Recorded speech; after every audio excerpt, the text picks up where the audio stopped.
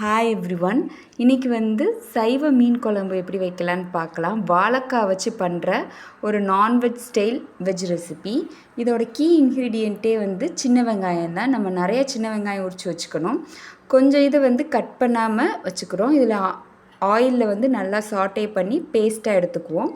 இது தாளிக்கிறதுக்கு நிறையா சின்ன வெங்காயம் ஒரு கைப்பிடி நல்லா சின்ன வெங்காயம் போட்டு நம்ம தாளிக்க எடுத்துக்குவோம். இது என்ன மசாலா அரைச்சி வச்சுருக்கோம்னா, இஞ்சி, பூண்டு, தேங்காய், கசகசா, முந்திரி பருப்பு, மல்லி, சீரகம், பெருஞ்சீரகம் இதெல்லாம் போட்டு அரைச்ச ஒரு பேஸ்ட்டு.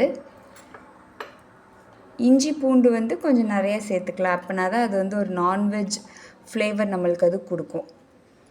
அப்புறம் ஒரு 3 டொமேட்டோவை நல்லா பியூரி மாதிரி அரைச்சி எடுத்துக்கிறோம். வாழைக்காய் நல்லா தின்னாக கட் பண்ணி எடுத்துக்கலாம். கிராஸாக கட் பண்ணோம் அப்படின்னா அது இந்த மாதிரி சர்க்கிளாக இல்லாமல் ஒரு ஓவலிஷாக வரும். இப்போ நம்ம தனியாக இதில் கொஞ்சம் மிளகா பொடியும் உப்பும் மட்டும் போட்டு நல்லா பெரட்டி நம்ம ஜஸ்ட் ஆயிலில் ஷாலோ ஃப்ரை பண்ணிக்கலாம். நம்ம இந்த வெங்காயம் வதக்கின இதை நம்ம பிளெண்ட் பண்ணிவிட்டு ரிமைனிங் இருக்கிற ஆயிலே கூட நம்ம ஷாலோ ஃப்ரை பண்ணிக்கலாம் இந்த வாழைக்காவை.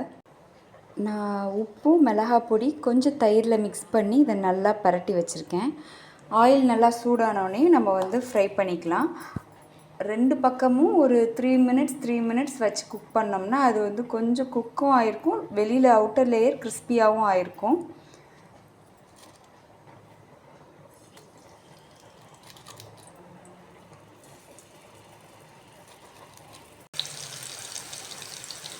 See how it's cooking.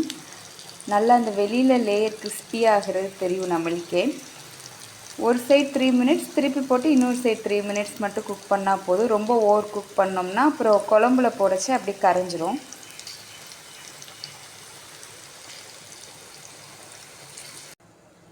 Once it's done, நம்ம ஆனியன் வதக்கி வச்சுருந்தோம் இல்லையா, அதே இதில் இன்னும் கொஞ்சம் ஆயில் போட்டு கடுகு, உளுந்தம்பருப்பு, சீரகம், கருவேப்பிலெலாம் போட்டு தாளிச்சிட்டு நம்ம நறுக்கி வச்ச சின்ன வெங்காயத்தையும் போட்டு தாளிச்சிடலாம்.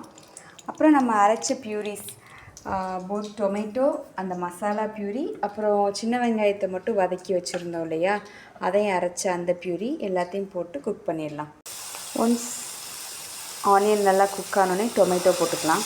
காரத்துக்கு தகுந்த மாதிரி மிளகா பொடி போட்டுக்கலாம். நம்ம மல்லிப்பொடி, சீரகப்பொடின்னு தனியாக எதுவும் போடலை. ஏன்னா மல்லி, சீரகம் தனியாக நம்ம அரைச்சிருந்தோம் இல்லையா தேங்காய் பேஸ்ட்டோட, அதை போட்டுக்கலாம். இப்போ